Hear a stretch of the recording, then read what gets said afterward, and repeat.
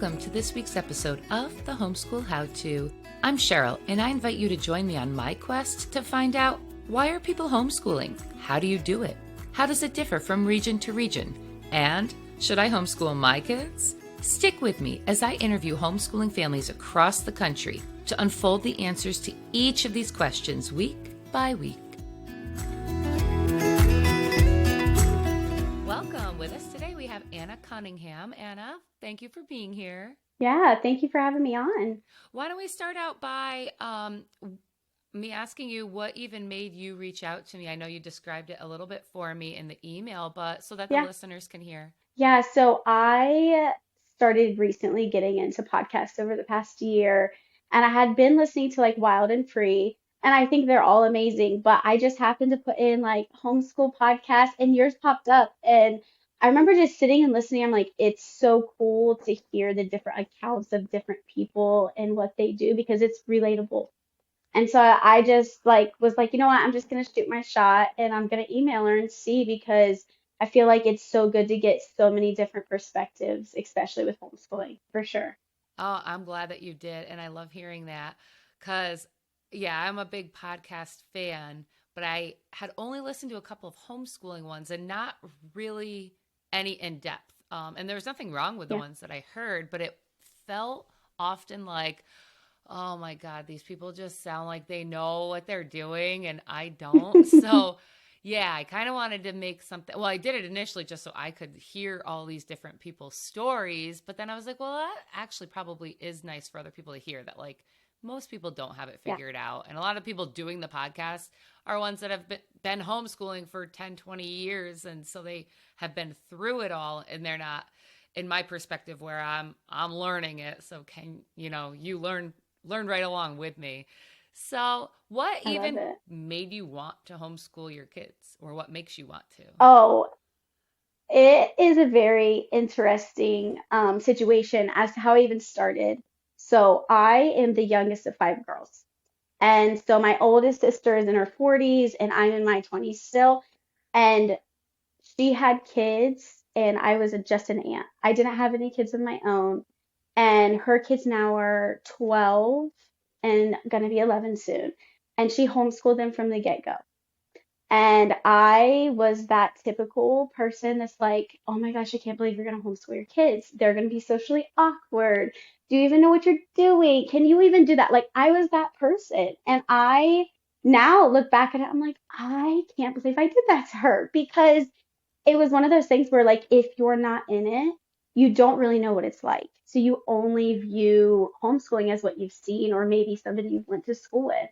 And so I just grew up like in my like teens and 20s watching my sister homeschool her kids. And she said to me one time, she was like, "You're gonna want to do this." And I was like, in my head, I never said this to her, but I was like, oh, I don't know if I'm gonna want to do this.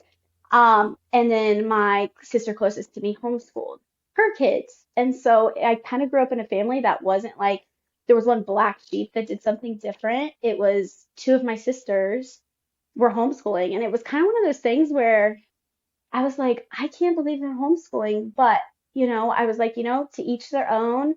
And then I had my son, and I had just finished my marketing degree at a college in Columbus. And I kind of was torn because I was like, I don't even want to have a marketing degree. Like, I'm not going to use this. And so I was like, I've always wanted to teach. And so I ended up getting my master's while my son was a newborn in teaching. And so I got my master's in teaching and I finished while pregnant with my daughter. Oh, wow. I remember I finished my college degree and I got my master's. And when I finished, it was like midway through the school year. And I was very pregnant. My due date was July, and I was teaching summer school. Wow. And I lived at the time in Hilliard, which is a suburb of Columbus, and I saw a lot. I saw a lot that I started to think my son's 4. Can I really put him in somewhere like this? Oh, Because I wow. was in the depths of it. Yeah, I subbed all around Columbus schools, Hilliard and Dublin, and I was like, oh my gosh, like the things I saw, but also I still had so much joy teaching. but like I had like that pit in my stomach, which a lot of I've listened to a lot of your podcasts and I saw that like a lot of teachers have been on. And it's kind of that same feeling where it's like, I will love to teach. I love to teach others, like other people's kids, but like it was sickening to think I would put mine in. And that's like really bad to say. So my son was 4 and we were in Hilliard and I just had my daughter. And I looked at my husband and I'm like, I'm not putting him back in preschool. Like, I really don't want to. I think we should just keep him home. At the time, it was just my husband working. And he's like, okay. And so it was one of those things where it was just kind of play. Like, I just did sensory stuff. I bought like those cheap workbooks at Costco. And I kind of just went with the flow even though in the back of my mind I'm like teacher mode is like trying to creep in. I was like, no, I'm not gonna do that. And then we moved back to where I'm from, and that's kind of where all was kind of real. He was 5, so in 2021 we had moved. Um, and 2022 I was like, oh my gosh, it's in the summer. It's about to be the start of a new school year, and we have to send him. Like, I still was like, I don't want to send him, but I feel like I have to. Mm-hmm. And my husband looked at me and he was like, no.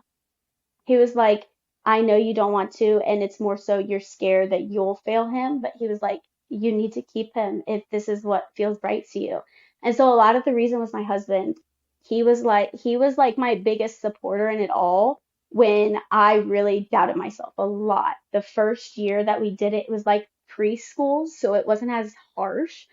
So Mm-hmm. last year is when I started with him and I bought like the curriculum. I tried to do a schedule and it was one of those things where it's like, this is terrible. Oh, I It thought you were going was, to say the opposite. you know, I went like teacher mentality. I know that I've talked to a few people and I'll be like, no, my first year was really bad. Like a lot of tears, so many tears, On like from whose me and from my side? son, Both. Okay. because I went in like, this needs to look like school. This needs to Yeah. look like school. We need to have a schedule set down.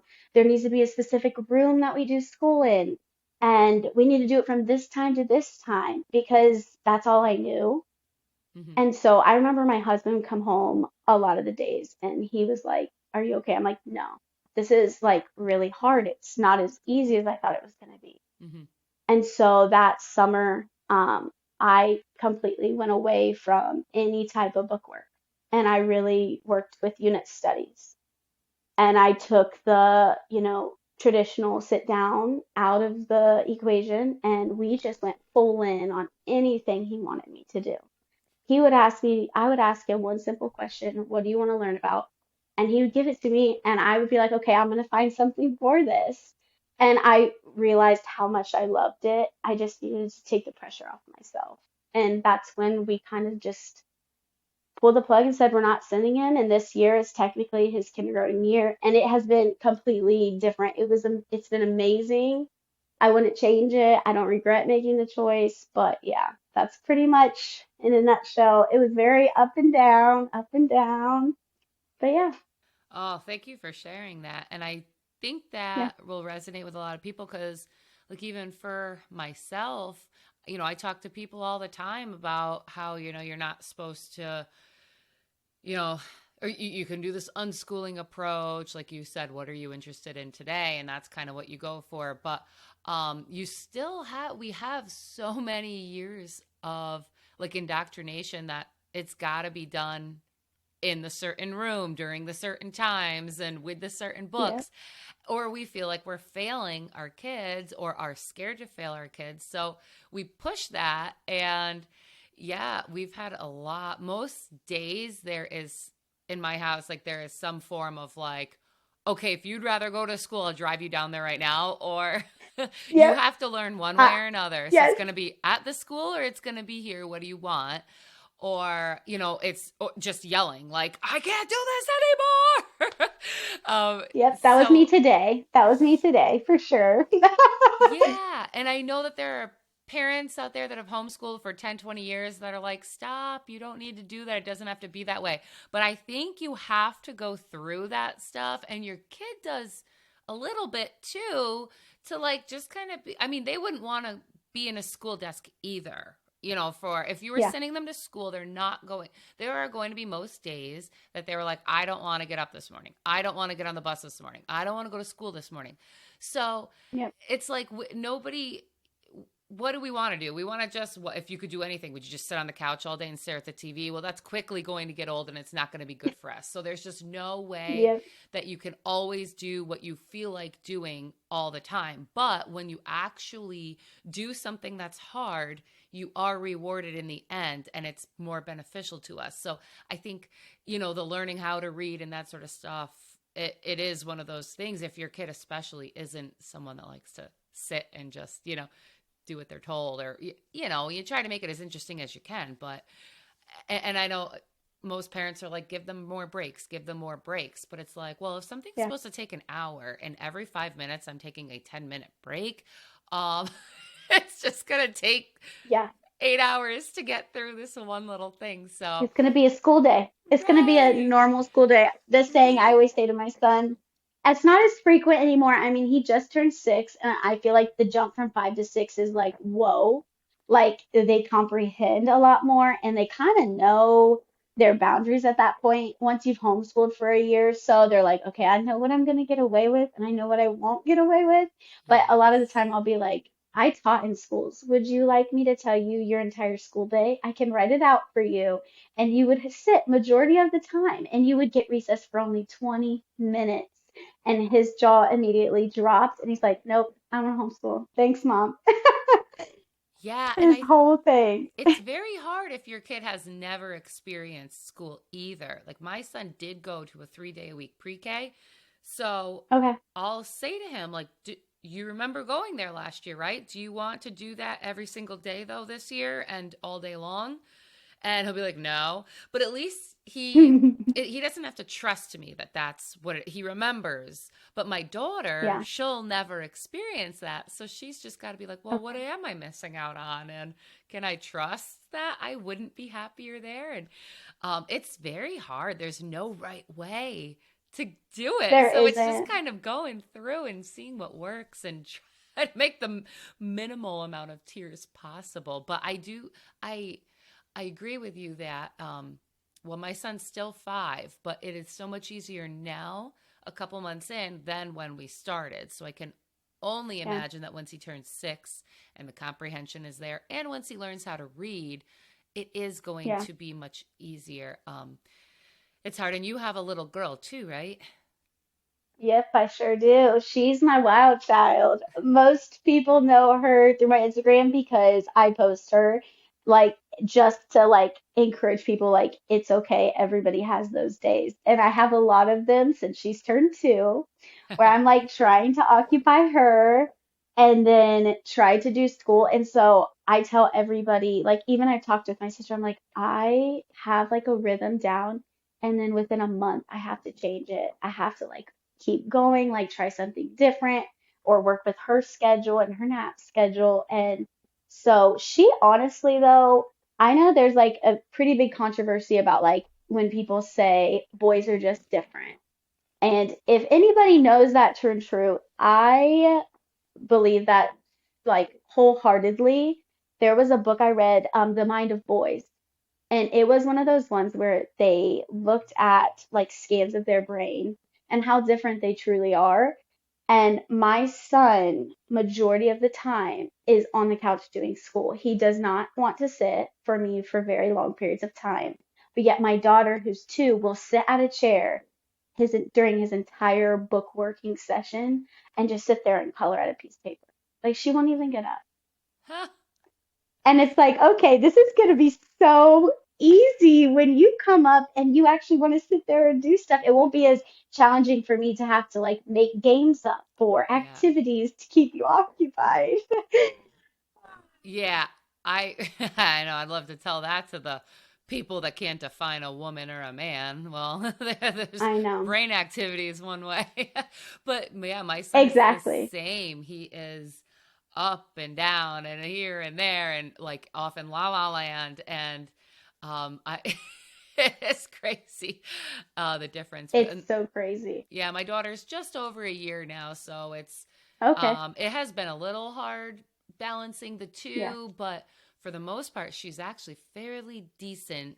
When one of my guests had told me to take all the toys and put them in bins. So there's like a Hmm. bin marked one and a bin marked two. I got five of them.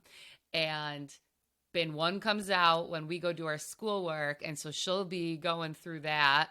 And of course, my son then wants to get out and play. I'm like, no, wait till your break, Exactly. wait till your break. But it gives her something to do. And then, either at the end of the day or the next day, we'll wrap up that bin, put it away, and take out a new bin. So it's like all new toys, for the next day. So she will do okay. But it's like, it goes for like 20, 25 minutes that everyone's doing all right. And then it's like all hell breaks loose. This one needs to eat. That one's Yep. got to go to the bathroom. The book that I ordered from the library didn't come in this pack. So now we got to find something else. So, I actually watch another, it's a family friend's child, and he is the same age pretty much as my daughter. And there are days when I have my sister's daughter, and she's 4 or going to be 4. So there's a lot of times where I have once a week that I have 4 kids in my house.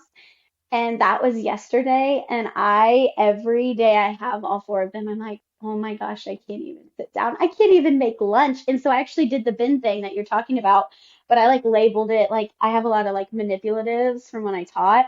And so like I'm like, you get one bin. All of you sit at the table, you get one bin. And when you're done with it, you'll all clean it up and you can get a different bin so that I'm not like chasing them because they run through my house. Super imaginative play. But at some point, it gets to be so loud in here that I'm like, my husband will come home when they're all still here and he's like, I don't know how you do this. I don't yeah. know how you do this. Now, what is a manipulative?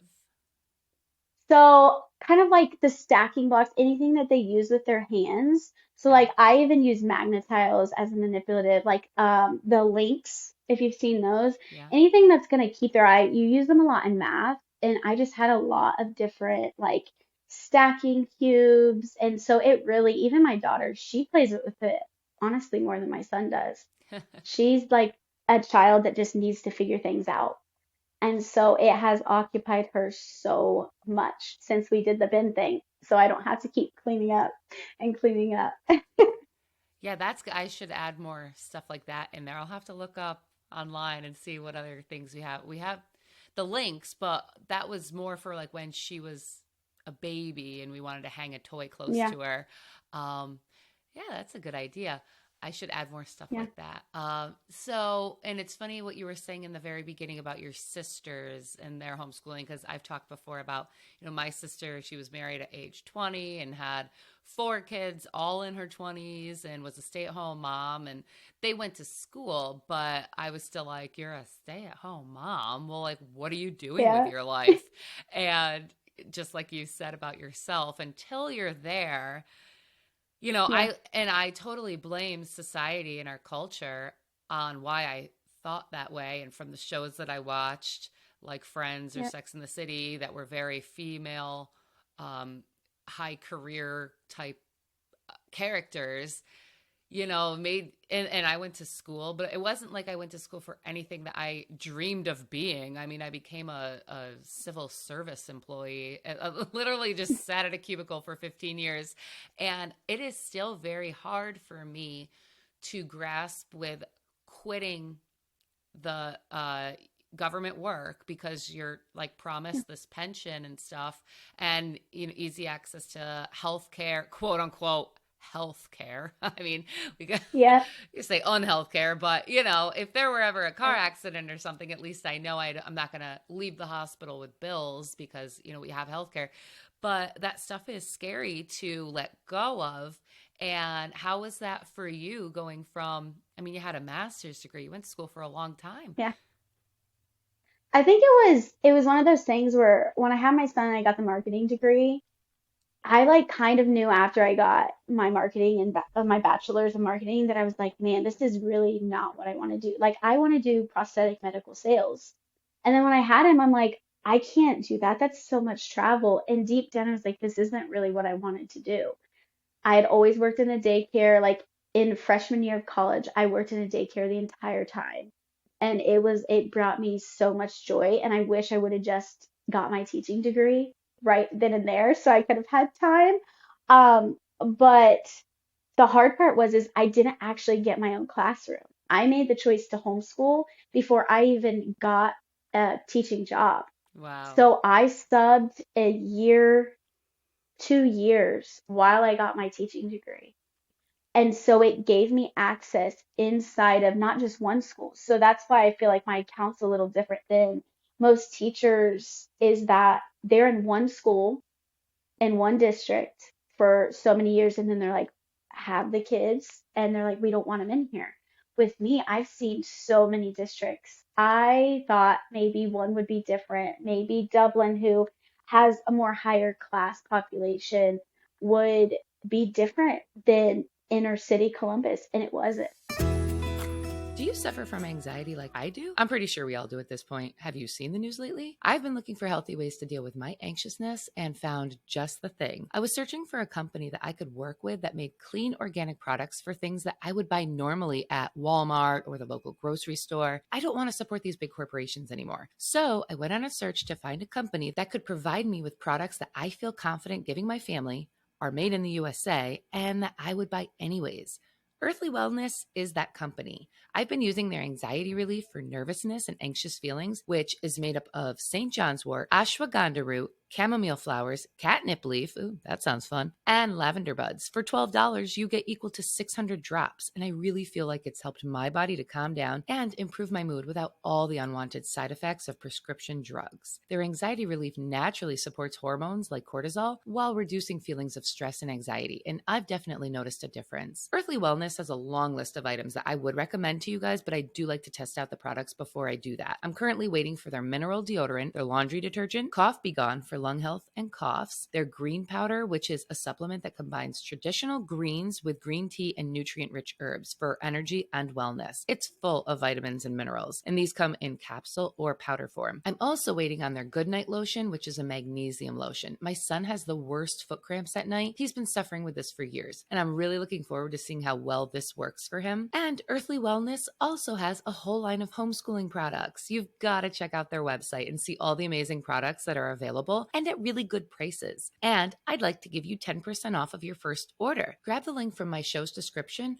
or at thehomeschoolhowto.com under listener discounts, you can click on Earthly Wellness. This lets them know that I sent you. And if you want 10% off of your first order, use customer code HomeschoolHowto, all one word. Again, you can get the link in my show's description and use HomeschoolHowto at the checkout, or head on over to my website, thehomeschoolhowto.com, and under listener discounts, find the Earthly Wellness link and use code HomeschoolHowto at checkout. What were the kids maybe a little bit more respectful? Totally. But did I still have a lot of things that I saw and it was like, oh my gosh, it doesn't matter where you're at. It's just the system. And so it wasn't hard for me to leave because I hadn't gotten that teaching job. Like I hadn't applied or anything because like I just knew in my gut that I wasn't going to do it. And it was one of those things where it's like you go back around and you're like, then like what my sister said, it reminded me, oh my gosh, I had so many feelings about her homeschooling and now I'm about to make the choice to do it myself. And I was just like, wow, you almost feel bad, like because it's a family member and it's like, well, I'm teaching in public school and I think that your kids should go. And then it was like, man, you were right all along. I should have just listened to you. And she has always been super supportive. We never, we respected each other's views, even when I didn't agree with my two sisters. Um, but now it's like we all homeschool. And we have one sister, only one that doesn't. But it wasn't hard to leave because I hadn't even started. I just got to see what it was like inside that system. I think is the biggest benefit for me because I was able to be like, okay, is this something I want to put my kids in? And it definitely was not. So it's one of those things where though don't agree with all of the public education system. Being inside is different, but I will say there are so many great teachers, but unfortunately, because of that system, it burns them out so bad. And unfortunately, that's what's happening. Can you give some So, examples? I mean, I know we probably all have ideas in our head of what you're yeah. referencing, but There, one of the things that really hit me was that it was during COVID. So I started in 2019 and I subbed in 2020. So I subbed during COVID. And so I got to see a lot of went down during those times when the schools came back in. And the biggest thing was that the amount of disrespect towards me that I had from kids. I went into a fifth grade classroom, which I'm not tall. I'm like 5'2" maybe.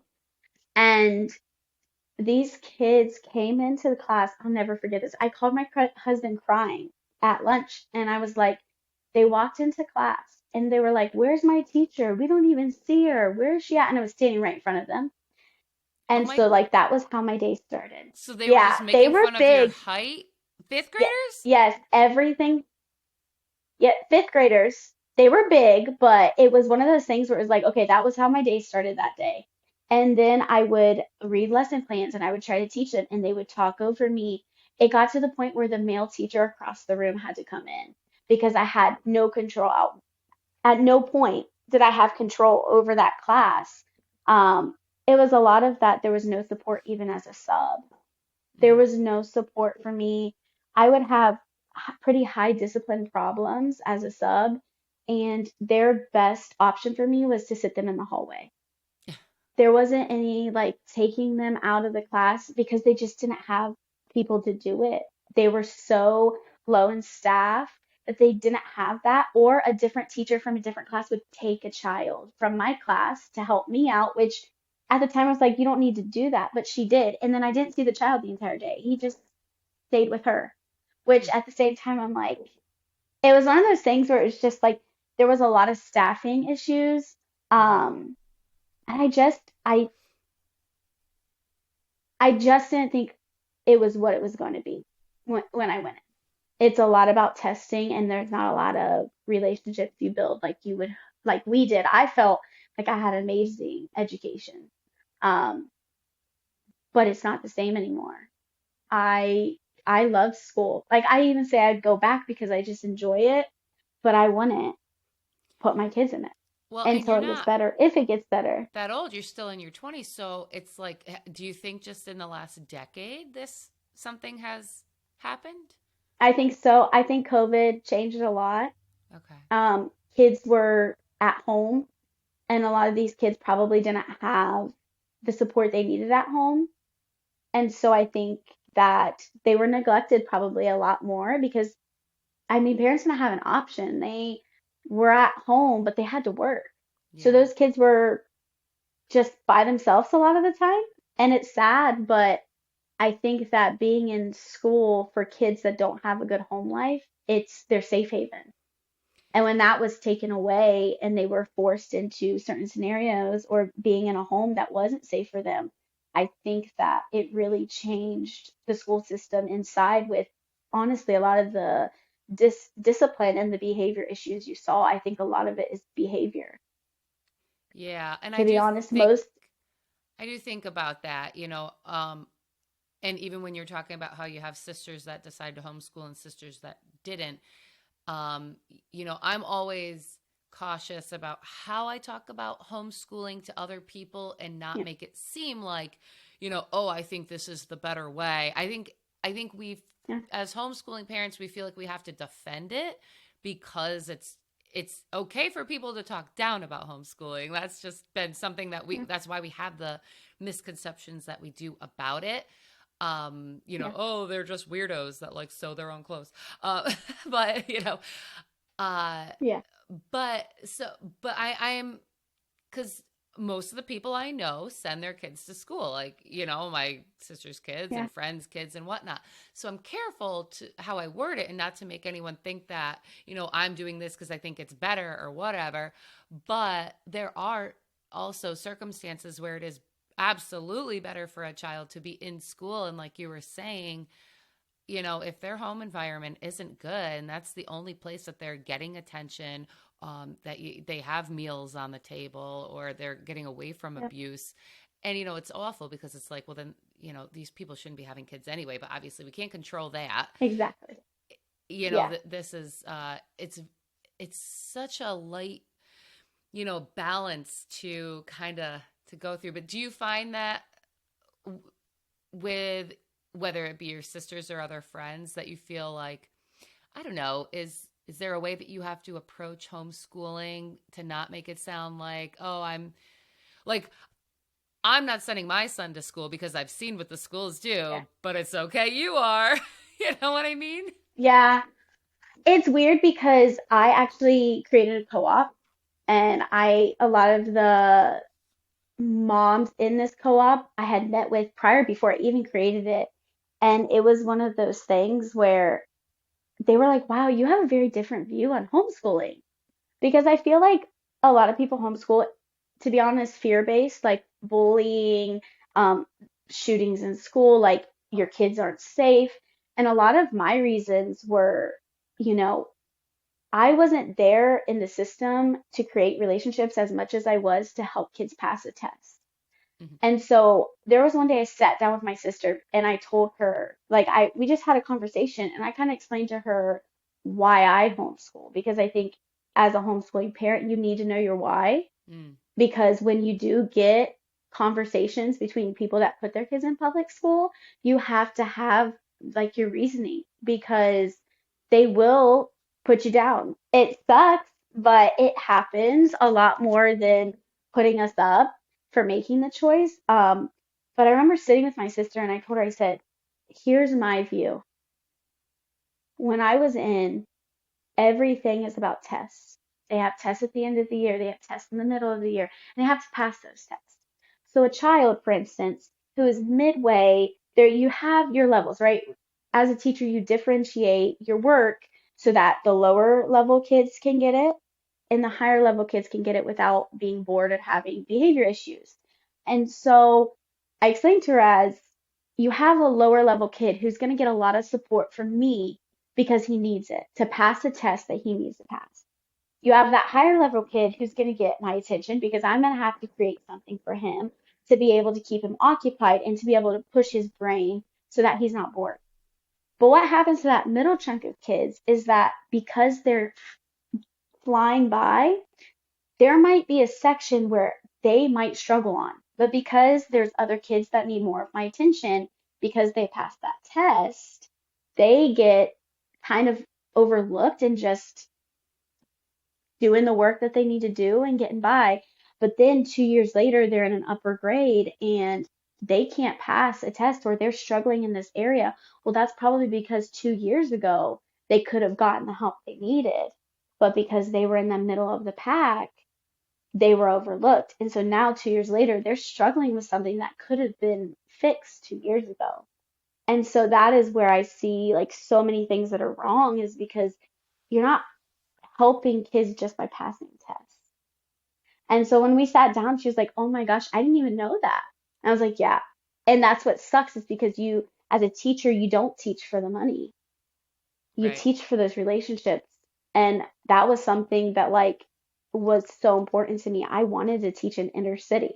I knew what I would get myself into, but when you become a teacher, you know it's not for the money. You know it's for relationships and how you're helping a child that might not have that safe place. And so when we sat down, she was like, it opened her eyes a lot. So I do, watch what I say because, I feel like you have to. But at the same time, I will always tell somebody, if homeschooling, you get into it and for you mentally it's not healthy and you can't handle it, then send your kids to school. And I know that sounds terrible because a lot of people are like, you need to homeschool. Or the other people are like, why are you even doing homeschool? Like, it's not good for them. Whereas I'm kind of in the middle. Like, if it's not good for your child to be at home, then you just hope and pray that you get a really good teacher every single year in that system. And Hmm. that's just kind of how I have conversated with a lot of people, because I just don't want to bash that system where there are still good teachers, but unfortunately it's not their fault. But I also think that homeschooling is a very, very, very good option if you can do it. So, Yeah. And I've never thought about that either, the way you just explained that. But that was very much what my experience was in school. Just that average kid who, I wasn't acing every single test, but I was never failing anything either. So, I might have wanted to be in like an advanced math course because I had some friends in it.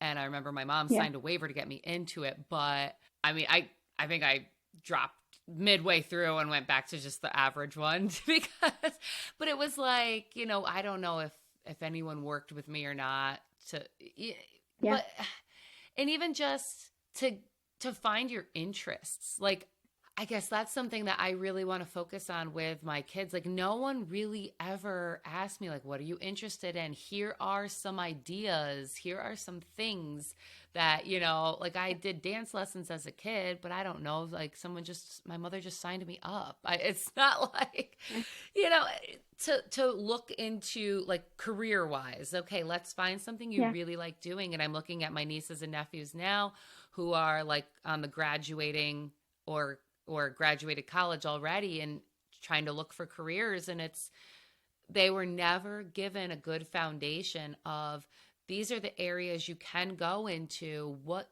piques your interest, and let's expand that further. It was kind of like, okay, as long as you're passing each test between a 75 and a 90, then just keep going. Like don't look yeah, at us, we won't look at you, like go on.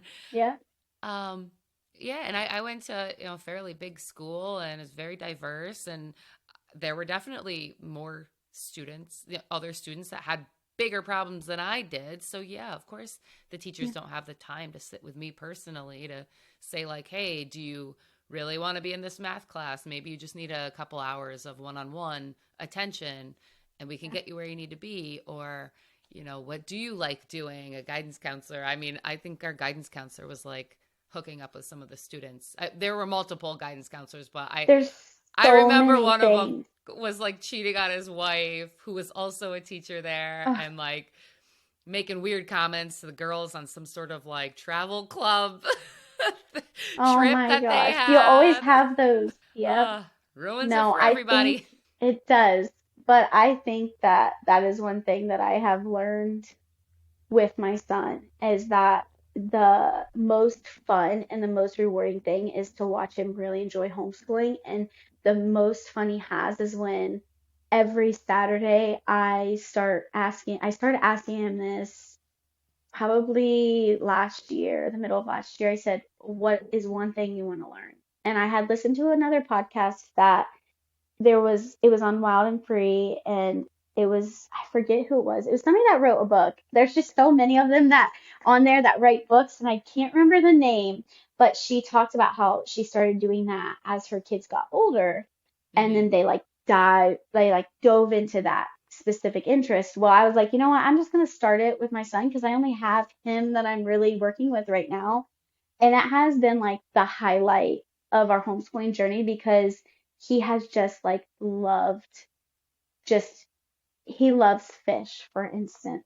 I thought it would be one of those things where he's loved it for a little bit and then he went away from it. Hmm. That is not the case. He is set since we have gotten so in depth with fish that he's gonna have a Wow. fish hatchery. He is like got our barn set, he's got a pool, he's like, I'm gonna sell fish, and he's 6. Now my husband Oh, has a lot to so do with cool. that too, but it's so cool to watch them actually love learning. And I think that that is like the beauty and the flexibility of homeschooling is you don't have to do everything that you feel like you need to do. Sometimes it's good to just take a step back and read books or dive into something they're interested to. I really do. I love that. Yeah, I'm going to start doing that. Just, Yeah, maybe once a week, saying, what would you like to learn about? yeah. I guarantee it's going to be monster trucks or four wheelers, but that's okay. We, That's awesome. They um, have so many Etsy units. That's where I get everything from. I just click on Etsy. Hello, my friends. I have one quick request for you. We are a year into this podcast now, and I said that I would do this for 1 year and see how it goes. But I want to know what you think. Leaving podcast reviews helps to boost our visibility in the searches. So if you could please hop on over to Apple Podcasts or Spotify and leave a review for me, I would really appreciate it. I only have 36 reviews on Apple right now, and the last review was given back in August. And I know at least 200 of you listen each week. So if you could please grab the link in my show's description or just head on over to the app that you're using right now to listen to this and leave a review for me, I would be so appreciative. I hope you've enjoyed listening to the Homeschool How To over the last year, and I hope you'll continue to listen. Thank you so much for your support. Some things I have to make up on my own because some of the things he tells me are very far-fetched. And I'm like, there's no way I'm like, he was like, I want to learn all about balloons. I want to learn how they float. I want to learn why some do. I'm like, oh man, sometimes I like think in my head, why did I even start doing this? Because I don't know how I'm going to find so much stuff to do this with. But it has been, it's been a big blessing and it's completely changed our homeschooling, to be honest. Taking away the things I thought I had to do to appease other people. It honestly is what it is. Yeah. Yes. And you see Instagram and you're like, all of these people are doing all of these things. And I even was guilty of posting things. And I was like, wow, I don't want people to think that my days are just rainbows and butterflies all the time because they're definitely not. Yeah, in fact, I want to have my Instagram be like the day in the life kind of thing. I'm just really Yeah. terrible at Instagram and videos specifically. So Yeah. like I've taken videos, but I don't know how to like edit them and make them into something cool to be like, hey, we're failing too. Don't worry. No. No. Exactly. I Well, made a huge post because I was like, man, I just need to be real with people. Like what you see on my Instagram, I like to post it for people to see, like, you can do this, but I also don't want you to feel like my days aren't like crazy insane behind that picture that I showed. I mean, I have gotten a little bit more following because of my co-op, but I also don't want to be that person around specifically our area where I live. It's like, oh my gosh, she does all of these things. I need to do all of these things. When in reality, I do not do all those things it's all a the hard time. balance. It is. And yeah, I Yeah, probably should be on Etsy and Pinterest and Instagram more for that stuff. yeah, Because in the episode that I released with, she's the Scottish lecturer, uh, it, she was talking about creativity, and I always talk about how like I'm not creative. I can't really see myself as a homeschool mom because I'm not creative. But what she talked about is having something with our hands, whether you're an adult or a child, and you create it, just say like a Christmas ornament or something. You're working on it. It doesn't matter what it looks like or what it comes out as, but you see a finished product, and there are like bursts of dopamine in your brain that unleash just because you've created something. So then when you think about the higher level to that, like on my husband's employment, he does commercial HVAC where he's like working on, chillers for operating rooms, so that's why he must just be happy. I've never known it, and that's why I never had it with my sitting in a cubicle under fluorescent light job. I didn't have any sort of yes, dopamine receptors popping off, but it totally like brought everything full circle for me. Like, oh, that's why we do crafts. It's to work yes, on something and have a finished product, because little by little it'll get bigger and bigger and bigger. And like your son doing a hatchery, I mean, that's a project right there. yeah. So it has these amazing benefits to their brain, and now I see the benefit in it, and I'm going to work harder at doing it. It's worth it. I mean, the messes for our co-op tomorrow, we have class and we're making like, I made fake snow. And so every Wednesday the kids know like, oh, we have to experiment for mom's class on Thursday. So today was fake snow. And like, it was amazing in the moment playing with all the snow, but the cleanup afterwards, I was like, it's worth it. I just keep telling myself they had so much fun. And it was on my drive to my sister's house, she was like, Jeremiah, my son was like, oh my gosh, we had the best day today. I'm so happy that we homeschool. So you get those like little spurts where like it's like what your mom heart needs because it's Yeah. like that. It makes your heart full. Like, okay, I made the right choice. Like they really do love it. Yeah. But my biggest concern was like the social aspect because I was more of a hermit crab and didn't want to leave the house with kids. And I got to watch my sister, who has homeschooled for quite a while now, and she had this group of friends that like they grew up, all of their kids grew up together, and still to this day they are always around each other. Their kids have created these bonds, and I was like, man, I really want that for my son. And I don't know how to do it. And it was one of those things where it was like, that's like kind of what I was missing. And so I created a homeschool co-op, and it has been the best thing. I guess I didn't realize how important community was. I always knew my sister had her group, who were very close knit, but when you actually get in, and co-ops aren't for everybody, but when I actually got in and started to deep dive and create relationships, I'm like, wow, I was totally, that's like the missing like puzzle piece. Like I needed other moms who thought like me, who supported me and like were all have always, this year has been our first year. They're always there. And it has been something that I didn't even know I needed. So it's been amazing. That is It's been really so cool. cool. Well, Yeah. congratulations to you. So how did you, I mean, how often does it meet? How many families are involved and what do you do at it? Just for anybody who might want to So start one themselves.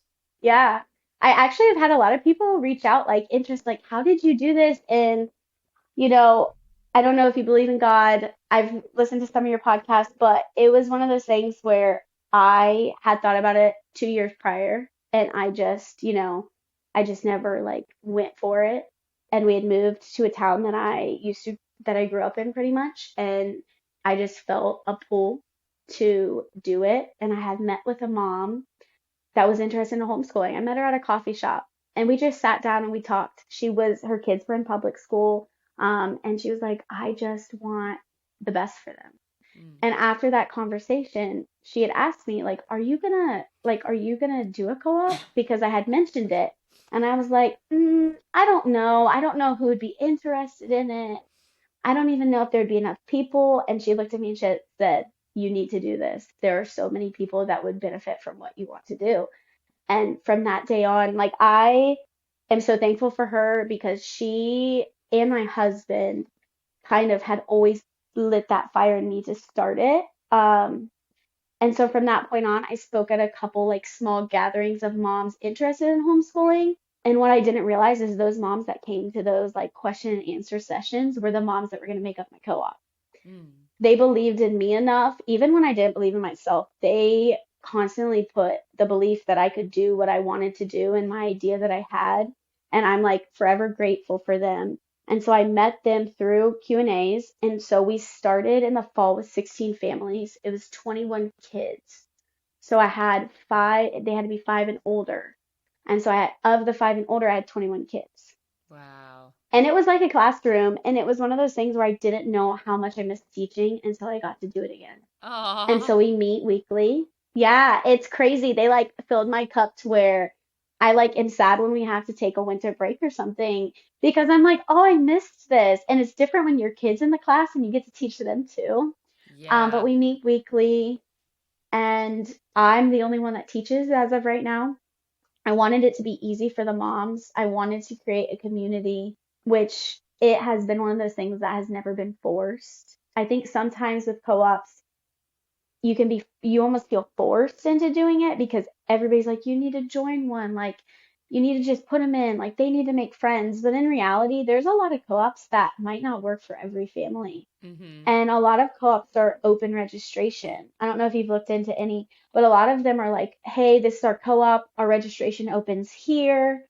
Sign up, and we start in the fall. If we have spaces, we'll email you. Whereas mine is very different. I interview potential families, Okay. and then I see if they fit in with what I'm doing and if I think that they'll fit with the group because I never want to bring somebody in that's going to be uncomfortable. Mm-hmm. Um, and we're all so loving, and it's just one of those things where, when you find the right people, even if it's one person, the amount that they can give to you in your homeschooling journey is amazing.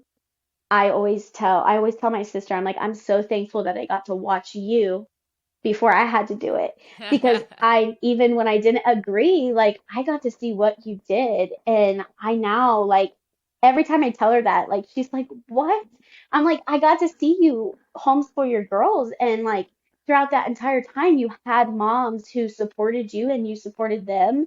And I'm like, that's what I wanted. And every time she chokes up a little bit because she's like, I didn't know that. I'm like, well, you don't Oh, know what others are thinking because right. I'm like, that's why I created what I did because I wanted what you had. Oh, that's so So, sweet. yeah, yeah, Yeah, I did a co-op this year.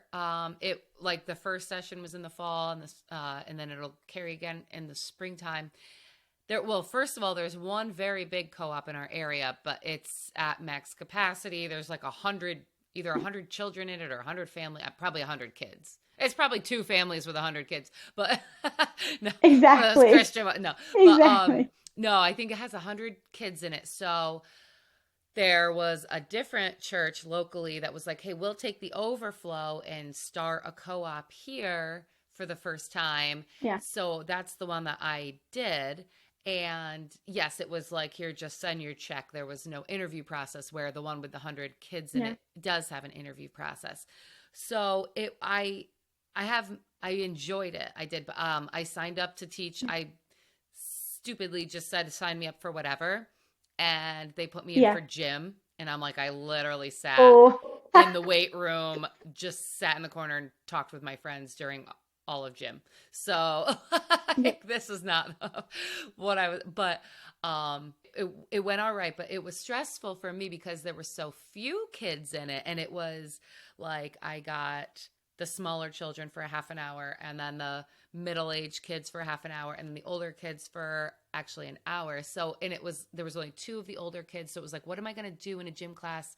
And I didn't have that homeschool mentality, which now that I've kind of done it, did the session, there are like youth group activities that I wasn't yeah. wrapping my mind around then, but so I was like, how do you play dodgeball for an hour with two kids, right? And I was getting so stressed out that I wasn't even thinking about like what was my son there to do the whole day. So he switched classes, and it was it was really nice. He did arts and crafts, he did Bible study, he did my gym class, a couple other things that were really cool in nature group. So like, it overall, it was a nice experience, but it was also their very first time as this co-op. So I Yeah. think it'll get smoother, and if I don't teach gym, it'll be a lot better.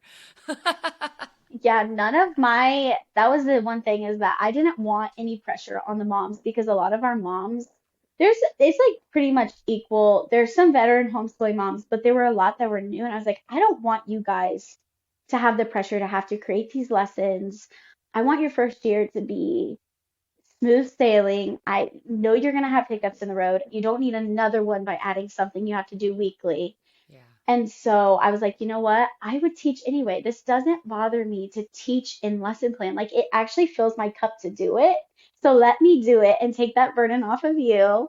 And our class is very different. It's one class. There's not, which I love the aspect of co-ops that offer so many. But for me, the one thing that I really wanted was all of these kids to learn how to work together because when you homeschool, a lot of the time you're working with your siblings, Hmm. whereas you don't get the choice or really the chance to work with other kids that aren't your siblings unless you join a co-op. And so our co-op is all STEAM based. So it's all hands-on learning, and I will give them a challenge and for instance, during Thanksgiving, I read a book about a turkey hiding from the farmer. I forget what it's called. And their challenge question was, you guys need to create a hideout for the turkey that he can hide in until Thanksgiving's over. And so I have a whole table of supplies. I don't tell them what they can use or how to do it. They go in groups of two and they have to draw a blueprint of what they're doing. And then I okay it because they have to have something on that paper and they go for it. They do it all on their own. And a couple of the moms stay in and we walk around and like assess like if they need help or not. majority of the time, it's a lot of me sitting down and being like, you guys both have great ideas, but I don't want two different turkey houses or hideouts. I need one. And so you guys have to come together. And it has been so cool to watch from the first class in September to now. Now I'm like, wow, like it's actually working. Like they're actually catching on to what I was hoping they would, but you just never know. And it's been so cool to just watch them because the first class they could barely work together and now they like want to keep going when I'm like, okay guys, it's time to clean up. And they're like, no, we don't want to That's stop. cool. So each week it's a different project that you have them do and work together, and like Yep, they have to come up with one idea and kind of yep, what do you call that, like the brain, what's the word I'm looking for, brainstorm on what the best idea would be. yep. That's cool. A lot of the time I'll hook it with a book. So a lot of the time I'll hook it with a book like this week I'm reading the book The Biggest Snowman and we'll talk about it. I'll go through the book because I think it's good to do read aloud still because that was something it's really good for kids to be able to discuss a book and understand even if they can't read yet.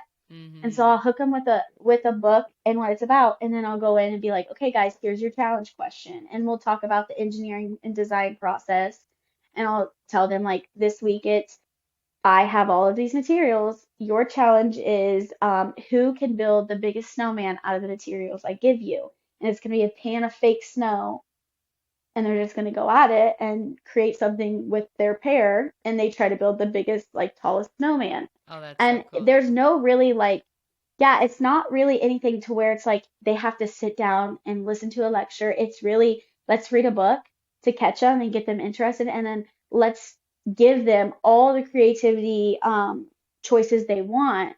But the hardest part for them in the beginning was realizing that both kids can have great ideas, but somehow you got to put them together Mm-hmm. because I think that like my husband's job, like he always talks and he's like, man, like people just really don't know how to work together anymore. Like nobody knows how to collaborate with one another. And like it Yeah. sparked like, okay, I need to do this because even in public school, you don't really get to work hands-on in projects with another child.